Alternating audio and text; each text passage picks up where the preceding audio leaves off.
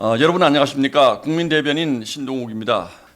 가슴이 답답합니다. 밥맛도 없고 이제 다음 주 월요일부터는 공식 선거운동, 21대 대선 공식 선거운동이 시작돼야 되는데 다 아시는 것처럼 저희 당은 지금 후보 문제로 수렁 속에서 단 한 걸음도 움직이지 못하고 있습니다. 경선을 통해서 김문수 후보를 뽑았습니다만 김문수 후보를 뽑을 때의 전제는 한덕수 전 총리라는 바깥의 후보, 그러니까 무소속 후보와의 단일화를 전제로 한, 물론 저희 당의 공식 경선이었기 때문에 왜 또 한덕수 후보와 단일화를 해야 하느냐라는 것이 김문수 후보님의 입장입니다만, 그러나 우리 모든 당원들 그리고 김문수 후보 본인도 수십 차례 경선이 끝나면 한덕수 후보와 단일화 여론조사를 해서 더 경쟁력 있는 후보가 이번 대선에 나가서 이재명 민주당과 싸우겠다 이렇게 정말 공약을 했기 때문에 그 단일화가 당연히 있을 것이라고 생각했는데 김문수 후보께서 지금 계속 그 단일화를 거부를 하고 있는 상황이기 때문에 지금 후보 등록을 단 하루 앞두고 지금 아직도 그 진통이 완전히 끝나지 않고 있습니다. 오늘 오전 11시에 저희 의원총회가 열렸습니다. 김문수 후보가 1시간 가까이 늦게 와서 12시쯤 사실 열렸는데 저는 오늘 김문수 후보가 오시면 개인적으로 김문수에 대한 제 과거의 소회를 좀 한 말씀 드릴까 하는 생각이었습니다. 그러나 그 의원총회가 김문수 후보 쪽에 강한 그 단일화 거부 선언으로 파행이 되면서 그 말씀을 드릴 기회를 잃어서 이렇게 여러분들께 직접 말씀을 드려볼까 합니다. 다 아시는 것처럼 김문수라는 이름 석자는 우리나라 노동운동의 상징과도 같은 사람입니다. 김문수를 가장 알린 사건은 1986년 당시는 인천 소요 사태 이렇게 불렀습니다만 인천 서울 경인 지역에 노동자 수십만 명이 모여서 인천에서 민주화를 외친 그런 사건입니다. 저는 당시 대학교 3학년이었습니다. 제가 서울대학교 경영학과를 다니고 있었는데 김문수 후보는 저희 대학 바로 경영학과 선배입니다. 저야 깊숙이 무슨 운동권 학생도 아니었고 대모대 제일 뒷줄에 서 있다가 최루탄이 날아오면 제일 먼저 도망가는 꽁무니 빼는 그런 그냥 소극적 말하자면 데모 이런 곳에만 주로 참여를 하고 그랬는데 그 당시에 학내에서도 굉장히 많은 말하자면 시위가 있었습니다. 민주화를 요구하는.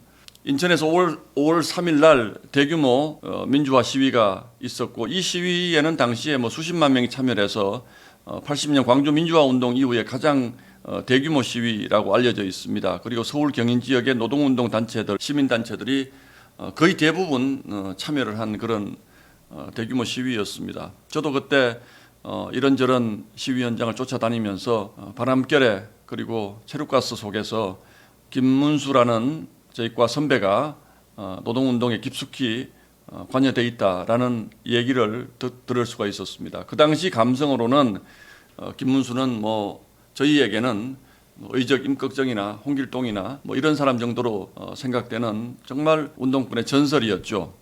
그때 이제 선오련이라는 서울노동운동연맹 선오련이라는 단체가 있었는데 그 이제 선오련 지도부의 핵심 멤버였고 당시 선오련이 김문수라든지 여러분 잘 알고 계시는 심상정 전 정의당 대표라든지 또 유시민 씨 이런 분들이 선오련을 핵심 간부 지도부를 구성을 하고 있었는데 정말 그 당시만 해도 김문수는 신출귀몰하는 노동계의 정말 유명 인사였습니다. 그러나 이 사건을 계기로 결국 이제 투옥돼서 서울 경기 지역의 노동운동 단체들이 대부분 해산되고 또 본인도 모진 고문을 받아서 지금도 그 영향으로 이제 왼쪽 귀가 잘 들리지 않는 아마 토론회 같은 거 보시면 김문수 후보님이 잘 못 알아듣는 경우가 있습니다. 이 못 알아듣는 건 그 당시에 고문의 후유증으로 귀가 잘 들리지 않는 이런 분이었습니다. 그 이후에 1992년도에 저는 기자로서 SBS 기자로 이제 사회생활을 시작했고 1996년도에 정치부 기자가 됐습니다. 그 당시 1996년도에 김문수 당시 제야운동가가 신한국당에 입당을 합니다. 그러니까 보수정당에 입당을 하는 거죠. 참 놀라운 일이었습니다. 약간은 좀 충격과 함께 김문수라는 사람에 대한 환상이 약간 깨지는 듯한 느낌이었는데 결과적으로 그 다음 그의 행보를 쭉 보면 정말 우리 당에게는 어려운 부천 지역의 지구당을 맡아서 3번 국회의원이 당선이 됐죠. 유명한 일화들을 많이 남겼습니다. 노동운동을 하면서 몸에 익은 청렴함, 근면 성실함, 그리고 특유의 친화력 이런 것들을 가지고 정말 우리 당의 불모지라고 할 수 있는 지역에서 국회의원을 여러 번 했고, 또 그 다음에는 경기지사를 2차례 하면서 지금의 경기도의 발전 그리고 메트로 경기를 이끄는 아주 그 역할을 많이 했습니다. 제가 김문수라는 분의 이런 역사를 쭉 다시 한번 말씀을 드리는 것은 김문수는 우리 보수의 참 찾아보기 어려운 민주화 운동의 아주 핵심적인 역할을 담당했던 우리 보수 인사 중에서 그래서 참 귀한 존재라고 저희들은 생각을 하고 있습니다. 그래서 김문수가 대구 가서 떨어질 때, 또 그 다음에 야인으로 떠돌 때 참으로 가슴이 아프고 또 뭔가 좀 잘 됐으면 좋겠다라는 그런 생각을 가졌던 것도 사실입니다. 각설하고 이런 개인적인 추억이 있고, 또 대학의 선배였기 때문에 저는 저보다는 나이가 아주 많으신 분이지만 만나도 저는 스스럼 없이 김문수 선배 이렇게 불렀고, 또 마음속으로도 내가 인생에 존경할 만한 선배다라고 생각을 하면서 사실은 이번 대선의 후보로 선출된 것도 기쁜 마음으로 저는 사실은 받아들였습니다. 그리고 저는 당의 지도부의 일원이 되어서 단일화를 압박할 수밖에 없는 상황이 되었고, 오늘 보신 것처럼 김문수 후보는 당이 단일화를 압박하는 것에 대해서 몹시 불쾌하다라는 반응을 보이고 단일화를 거부하고 있습니다. 그래서 저는 제 개인 방송이지만 또 이 방송이 앞으로 어떤 기록으로 남을지 모르지만 다시 한번 호소드리고 싶은 마음에서 제가 지금 말씀을 드리는 겁니다. 김문수 후보님, 저희의 마음속에 남아있는 그 김문수라는 이름 석자가 고집불통의 김문수, 그리고 본인의 욕심을 위해서 이 대의를 저버린 김문수로 남지 않기를 정말 간절한 마음으로 호소드립니다. 지금 이 나라의 상황이 정말로 절체절명 벼랑 끝입니다. 이재명 민주당의 행패가 극에 달하고 있습니다. 사법부마저도 깡그리 본인들의 손아귀에 넣으려는 그 야욕이 하나하나 진행되고 있습니다. 이재명이 대통령이 되면 그것은 노골화될 것입니다. 대한민국의 모든 것은 그들의 마음대로 그들의 손아귀로 넘어갈 겁니다.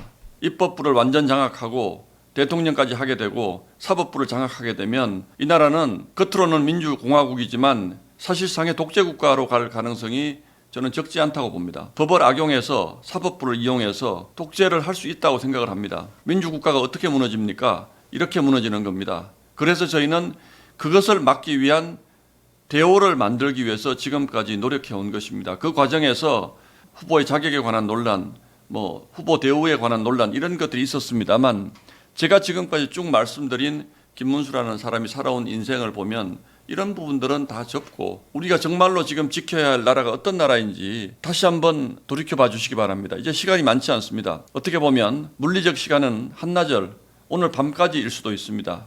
내일 모레 후보 등록이 시작되기 때문에 사실상 오늘 밤에 결단을 내리지 못하면 어떤 일이 벌어질지 알 수 없는 이런 상황입니다. 그리고 오늘 오전 의원총회 전에 저는 김문수 후보 측에서 단일화에 사실상 합의할 것이다. 다만 어떤 방식으로 조사를 할 것인지 이런 것에 대한 조정이 있을 뿐이지 단일화를 하겠다는 큰 대의에 동참하실 거다라는 얘기를 전해 들었습니다.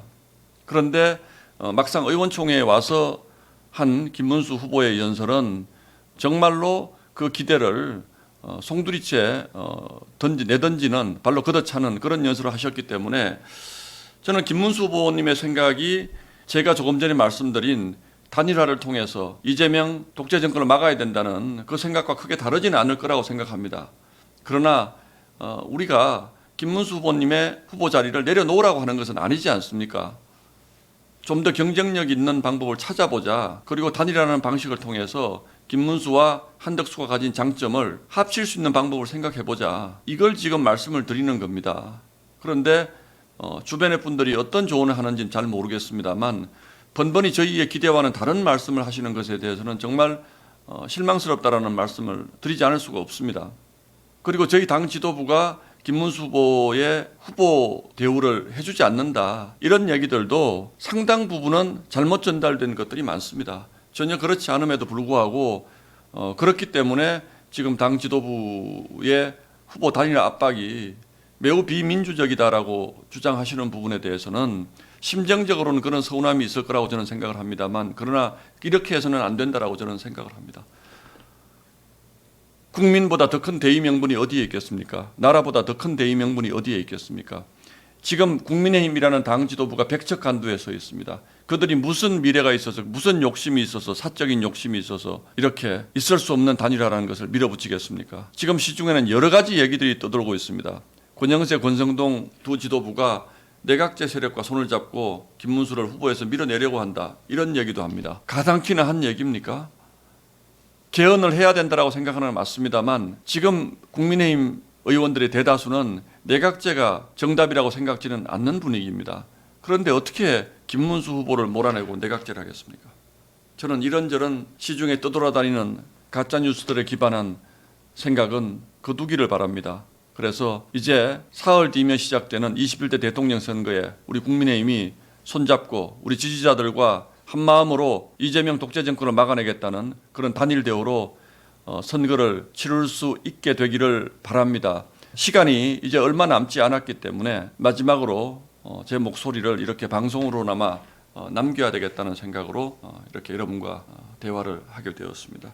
이제 2시 40분이 넘었습니다. 오늘 오후에 또 의원총회가 이제 열릴 것 같은데 이 자리에서 또 우리 의원들의 생각을 모아보도록 하겠습니다. 여러분 고맙습니다.